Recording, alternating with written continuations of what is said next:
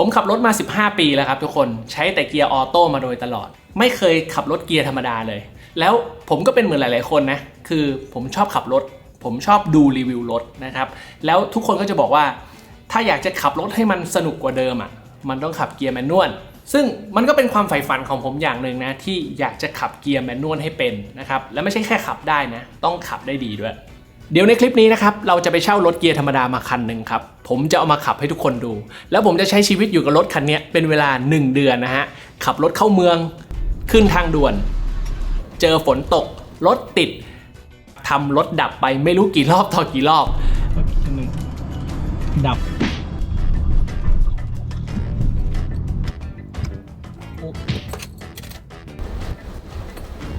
ปังเดี๋ยวมาดูกันว่าหลังจากผมทำคลิปนี้จบนะฮะผมจะยังอยากขับรถเกียร์ธรรมดาอยู่หรือเปล่าไปชมกัน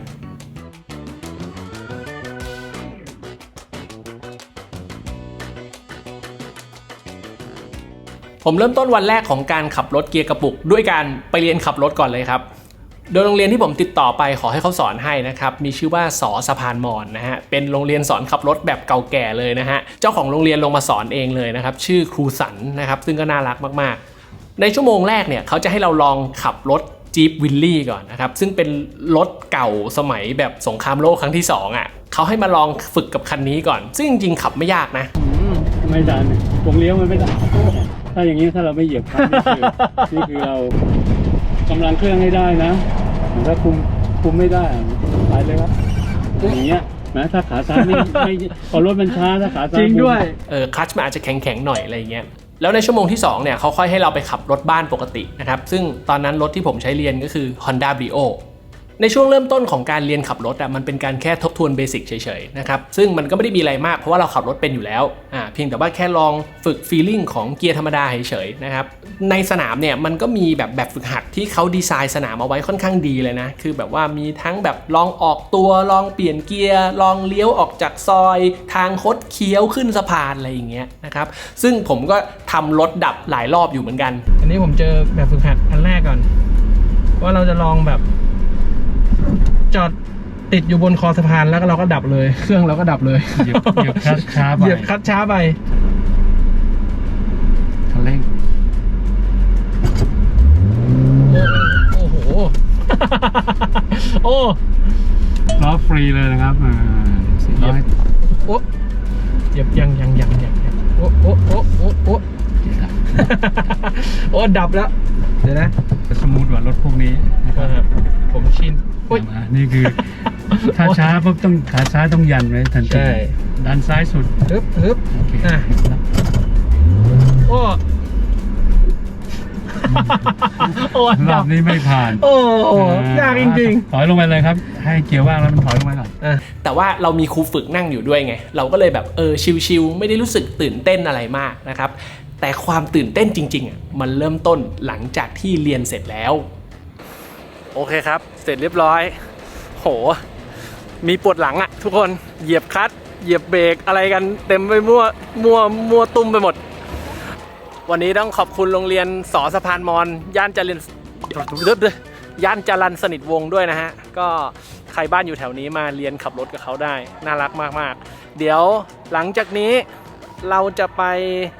เช่ารถกันครับโจทย์แรกของผมวันนี้คือผมจะต้องขับรถคันที่ผมจะไปเช่าเนี้ยกลับบ้านจากอ่อนนุชขับกลับบ้านไปที่รังสิต เดี๋ยวจะดูว่าทุลักทุเลขนาดไหนมาโจทย์โคตรยากเลยตั้งแต่วันแรกคือวันนั้นเนี่ยผมไปเรียนขับรถตอนบ่ายใช่ป่ะแล้วตอนเย็นน่ะก็คือผมไปเช่ารถเลยรถคันที่ผมไปหามาได้คือ Nissan Sylphy นะครับปี 2015 ซึ่งเป็นรถเกียร์กระปุกผมอยากจะบอกว่าตอนที่ผมไปเจอรถคันนี้คือมันหายากมากทุกคนในการที่เราจะหารถเช่าที่เป็นรถเกียร์ธรรมดารถเช่าเดี๋ยวนี้คือเขาให้เป็นเช่าเกียร์ออโต้หมดแล้วนึกออกไหมมันแบบไม่มีใครเอาเกียร์กระปุกมาให้เช่าแล้วประเด็นนะคือเจ้าของรถคันนี้เขาดูรักรถมากเลยอะทุกคนคือซิลฟี่คันที่ผมไปเจอนี่คือภายนอกดูใหม่กริปเงาแวบล้างรถขัดสีมาอย่างดีนะครับแล้วคือผมโคตรเกรงใจเลยอะที่จะเอารถคันนี้ไปขับแต่คือเราไม่มีทางเลือกแล้วเพราะว่าเย็นวันนั้นอะผมต้องเอารถคันนี้กลับบ้านเลย ตอนที่สตาร์ทรถออกมานะฮะตอนนั้นก็เวลาประมาณสักทุ่มนิดๆแล้วซึ่งผมก็รู้สึกว่าเฮ้ยมันเริ่มค่ำแล้วรถมันไม่น่าจะเยอะหรอกรถไม่น่าติดเดี๋ยวเราออกมาปุ๊บนะขึ้นทางด่วนตรงกลับบ้านเลยยาวๆนะครับแต่เราลืมนึกไปว่าบนทางด่วนเนี่ยมีอุปสรรคสำคัญมากๆอย่างหนึ่งเลยนะฮะนั่นก็คือด่านเก็บเงินครับ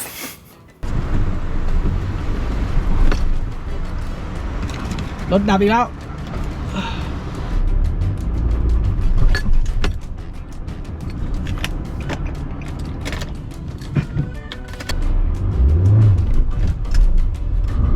ขึ้นทางด่วนมาขับ70อยู่เลนซ้ายสุด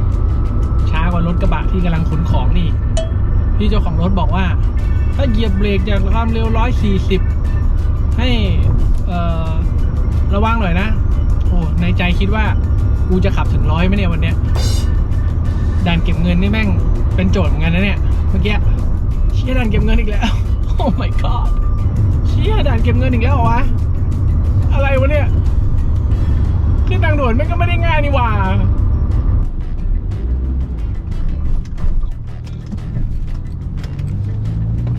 ชิบหายเครื่องดับอีกชิบหายเชี่ยอ่ะสตาร์ทเครื่องใหม่คันหน้าคันข้างหลังก็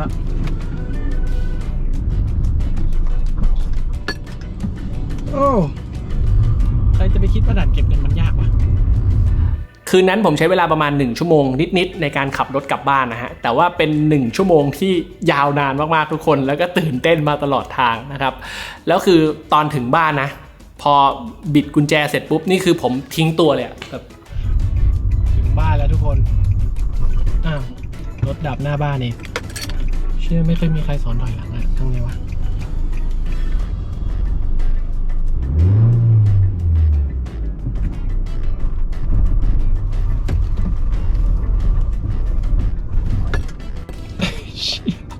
My God ยังไงวะ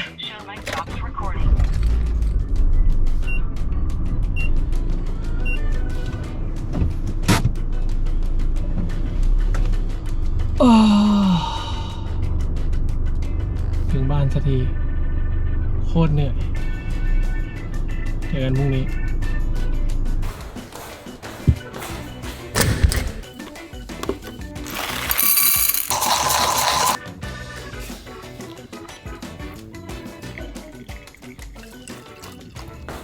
ในช่วงสัปดาห์แรกเนี่ยเป็นสัปดาห์ที่สนุกที่สุดเลยผมบอกเลยคือแบบเหมือนเราเพิ่งได้ของเล่นใหม่อ่ะแล้วแบบทุกวันทุกเช้าเรารู้สึกว่าเราอยากจะตื่นหยิบกุญแจออกไปสตาร์ทรถเอารถออกไปขับอะไรอย่างเงี้ยแล้วแบบพอเราไปขับใช่ป่ะถึงแม้ว่ามันจะเจออุปสรรคแต่ว่าตอนเย็นเรากลับมามันเหมือนกับเราได้สกิลใหม่อะไรเงี้ยซึ่งผมแบบตื่นเต้นสนุกมากสวัสดีวันที่2ของการขับรถเกียร์ธรรมดานะครับผมวันนี้ผมได้อาวุธใหม่มาทุกคนนั่นก็คือนี่ Easy Pass เราจะได้ไม่ต้องหยุดตรงด่านเก็บเงินเป็นไงเช้าวันนี้ผมตื่นเต้นกับการจะได้มาขับรถคันนี้มากเลยว่ะทุกคนพร้อมแล้วเหยียบคลัตช์ให้สุดเข้าเกียร์1ปล่อยเบรกแล้วก็ลืมปลดเบรกมือ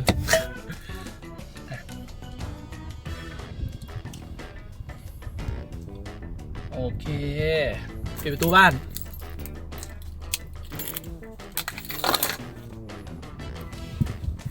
ดับ เผลอปล่อยคันนิดเดียวเองอะไรวะ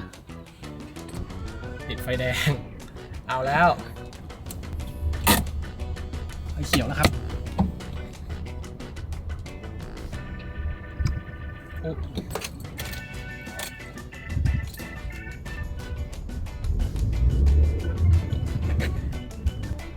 ตอนนี้จุดที่ยากมันคือแบบความเร็วช้าๆทั้งนั้นเลยในความเร็วแบบ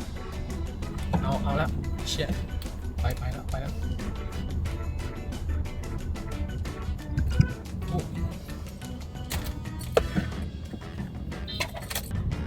โอ้โดนบีบแต่ด่าแล้วสวัสดีวันที่3ของการขับรถเกียร์กระปุกครับทุกคนขอบคุณครับ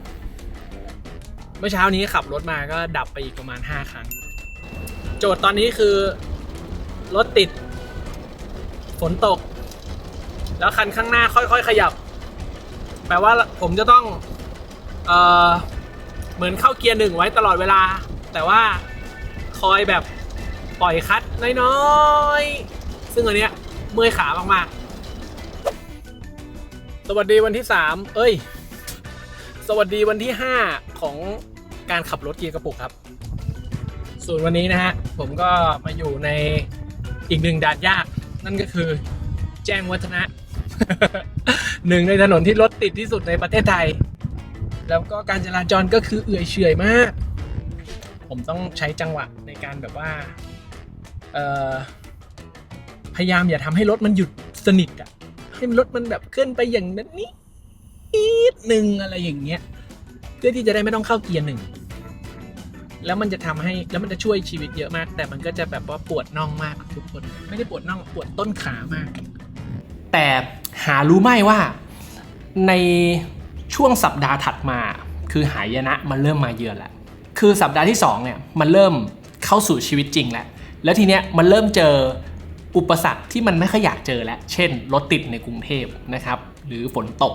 แล้วพอผ่านไปสักพักหนึ่งมันเริ่มรู้สึกว่าโหนี่เราต้องเจอแบบเนี้ยไปอีก3 อาทิตย์เลยเหรอมันตอนนั้นมันเริ่มรู้สึกเริ่มจะท้อแท้แล้วแบบเริ่มจะหมดแรงแล้วมันกลายเป็นว่าพอเข้าสู่สัปดาห์ที่2อะไรเงี้ยแบบความรู้สึกที่อยากจะเอารถออกมาขับมันแบบหายวูบลงไปเลยทุกคนสวัสดีวันที่7ของการขับเกียร์กระปุกครับทุกคนตอนนี้เวลา 5:45 ครับผมอยู่บนถนนพระราม4ที่รถติดมากๆอย่างเมื่อเช้าผมขับรถมาอย่างเงี้ยรถมันไม่ค่อยติดใช่ปะมันเริ่มรู้สึกว่าโอเคอะแต่คือทุกครั้งที่เจอรถติดเราจะรู้สึกว่าโอ้ไม่อยากจะออกมาเลยไม่อยากจะออกจากที่เราอยู่เลยรอให้รถมันหายติดก่อนได้ไหมอะไรเงี้ยวันนี้แม่งเจอครบเลยฝนตกรถติดโอเคสวัสดีวันที่8ของการขับรถเกียร์ธรรมดานะฮะ8หรือ9วะเนี่ย9แล้วดิ9เมื่อกี้เจอสะพานข้ามแยกรถติดอยู่บนสะพานกันเต็มเลยเราก็เลยตัดสินใจไม่เป็นไรกูติดไฟแดงข้างล่างก็ได้ สวัสดีวันที่13ของการขับรถเกียร์ธรรมดานะครับคือเมื่อกี้ไว้ทุกคนผมก็ขึ้นแรมป์ตรงนี้มาใช่ป่ะแล้วคือรถดับอยู่ตรงนี้เลยแล้วคือมันก็มีรถตามหลังมาไงแล้วแบบเราก็ทำอะไรไม่ถูกไงแล้วตอนเราปล่อยเบรกเนี่ยรถเรามันก็ไหลไปโดนข้างหลังอย่างเงี้ยมันยังเกือบจะโดนแต่ยังดีใช้เทคนิคแบบเข้าเบรกมือก่อนแล้วก็ค่อยๆเลี้ยงคลัตช์แล้วก็เดินคันเร่งค่อยๆให้มันผ่านมาได้โคตรตื่นเต้นเลยทุกคนสวัสดีวันที่15ของการขับเกียร์ธรรมดาครับคงจะบอกว่าตื่นเต้นก็คงจะไม่ใช่แล้วนะจะบอกว่ามั่นใจก็ไม่ได้ขนาดนั้นแต่ก็แค่รู้สึกว่าเครื่องดับก็เรื่องปกติอะไรเงี้ย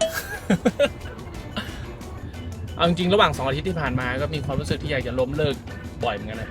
แบบมาถึงตอนนี้บางทีมันรู้สึกว่าขี้เกียจจะขับออกมาเจอรถติดพอเข้าสู่สัปดาห์ที่3นะครับสัปดาห์นี้เป็นสัปดาห์ที่ผมเริ่มรู้สึกว่า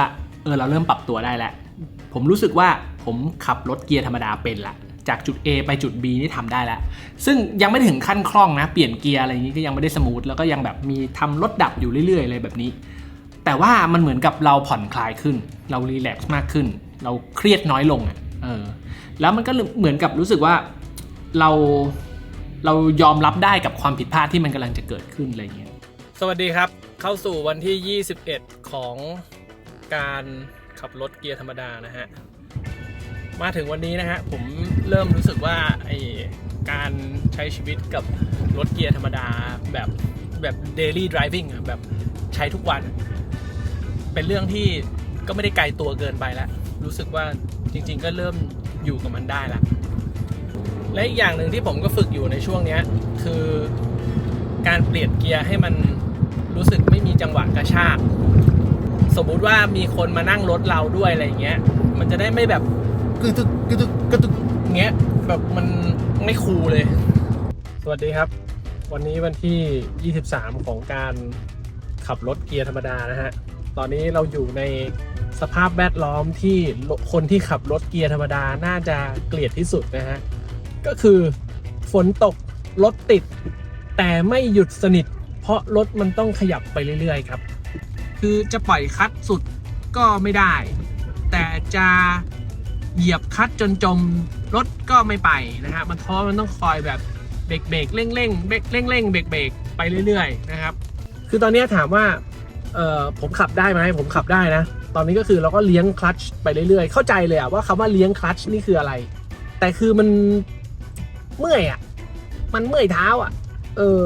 ทีนี้พอมันผ่านไปอีกนิดนึงช่วงสัปดาห์สุดท้ายเรารู้สึกว่าเราอยากกลับมาขับรถอีกครั้งหนึ่งแล้วเหมือนกับเราจะมีเวลาอยู่กับรถคันนี้ได้ไม่กี่วันแล้วอะไรเงี้ยเราก็จะเริ่มรู้สึกว่าแบบพยายามหาโอกาสเอารถคันนี้ออกไปขับอีกซึ่งมันเป็นความรู้สึกประมาณว่าเหมือนกับถ้าเกิดเรากำลังจะเสียอะไรสักอย่างไปเหมือนกับเราจะเริ่มเห็นคุณค่าของมันมากขึ้นอะไรเงี้ยนึกออกปะเข้าสู่วันที่29ของการขับรถเกียร์ธรรมดาครับก็ผมมีเวลาใช้รถคันนี้อีกประมาณแค่4วันเท่านั้นรวมวันนี้นะฮะเพราะว่าเดี๋ยวเราต้องเอารถไปคืนนะครับเมื่อวานนี้ผม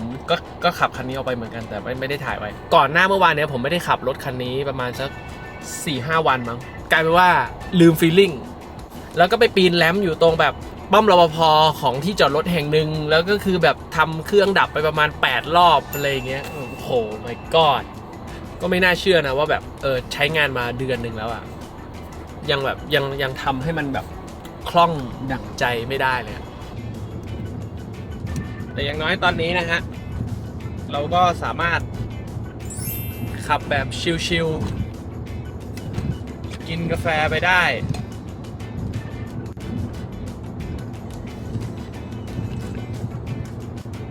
ซึ่งถ้าเกิดเป็น29วันที่แล้วผมคงไม่คิดว่าผมกำลังทำสิ่งนี้อยู่สวัสดีวันสุดท้ายของการขับรถเกียร์ธรรมดาครับก็วันนี้ผมต้องเอารถมาคืนเจ้าของรถแล้วครับซึ่งอยากบอกพี่เจ้าของรถว่าขอบคุณมากๆเลยครับที่ทำให้1เดือนของผมนี่เป็น1เดือนที่ตื่นเต้นมาตลอดแล้วก็เรียนรู้หลายๆอย่างมากเกี่ยวกับการขับรถแล้วก็การทำงานของรถนะโดยเฉพาะการขับเกียร์ธรรมดารู้สึกดีใจมากนะครับขอบคุณที่ให้ยืมแล้วก็หวังว่าผมจะดูแลรถพี่อย่างดีแล้วเดี๋ยวเจอกัน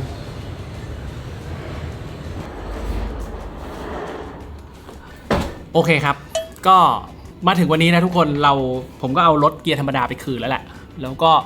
ความจริงก็ยังรู้สึกคิดถึงการขับรถคันนั้นอยู่เลยนะความรู้สึกที่เราได้เข้าเกียร์เองได้ควบคุมอาการรถเองทั้งหมดอะไรเงี้ยมันเป็นสิ่งที่เกียร์ออโต้ให้ไม่ได้อะแล้วมันลำบากกว่านะแล้วมันก็ยากกว่าด้วยแต่ว่ามัน rewarding อ่ะมันเหมือนกับพอเราทำได้แล้วรู้สึกว่ามันฟินมันแบบว่าเราได้ปลดล็อกสกิลอะไรบางอย่างที่เราไม่เคยทำได้มาก่อนแต่ทีเนี้ยถ้าจะถามว่าผมอยากจะได้รถเกียร์ธรรมดามาใช้ขับในชีวิตประจำวันไหมผมตอบได้วันนี้เลยนะว่าไม่ เพราะว่าเราอยู่ในกรุงเทพเนาะกรุงเทพมันเป็นเมืองที่ไม่เหมาะกับการเอารถเกียร์ธรรมดามาใช้ในชีวิตประจำวันเลยมันแบบรถมันติดมากมันติดจนน่าหงุดหงิดแล้วไอ้การที่แบบว่าเราจะต้องแบบเลี้ยงคลัตช์ตามรถคันข้างหน้าไหลเอื่อยๆเป็นเวลาแบบชั่วโมงกว่า2ชั่วโมงในตอนเย็นที่เราขับรถกลับบ้านมันไม่ใช่เรื่องสนุกเลยทุกคนแล้วบางทีเราทำงานมาเหนื่อยๆใช่ปะเรารู้สึกว่าเราต้องมาเหนื่อยกับการขับรถเพื่อกลับบ้านอีกมันแบบผมว่ามันไม่ค่อยเวิร์กมันเลยทำให้ผมตกผลึกได้ว่ารถเกียร์ธรรมดาที่เราอยากได้มันไม่ใช่รถบ้านเว้ยทุกคนแต่มันต้องเป็นรถซิ่งที่เอาไว้ใช้ในเวลาเสาร์อาทิตย์ที่มันแบบมันมีระยะทางให้เราขับไปแล้วมันพอสนุกไปกับการขับรถได้อะไรอย่างเงี้ยซึ่งผมรู้สึกว่ามันอาจจะเป็นสิ่งที่คนขับรถเกียร์ธรรมดาอยากได้มากกว่านะครับแล้วไม่รู้ว่าจะมีวันนั้นไหมนะอันนั้นคงต้องติดตามกันในตอนต่อไปแต่ผมรู้สึกว่าผมทำคลิปนี้ผมสักเซสแล้วผมได้สกิลใหม่ติดตัวแล้วนะครับแล้วก็หวังว่าเราอาจจะเป็นแรงบันดาลใจให้หลายๆคนไปลองขับเกียร์ธรรมดากันบ้างนะครับก็จบแล้วสำหรับคลิปนี้แล้วเดี๋ยวเจอกันใหม่ในคลิปถัดไปบ๊ายบายตัดภาพกลับมาที่บูมทลิตคนปัจจุบันครับตอนนี้รถที่ผมขับอยู่คือคันนี้ครับมินิคูเปอร์ S นะฮะ6 สปีดแมนนวล คันนี้เราคงไม่ได้รีวิวนะ แต่ว่าอยากจะแค่บอกว่าการเดินทางของเกียร์ธรรมดาเรายังไม่จบแต่เพียงเท่านี้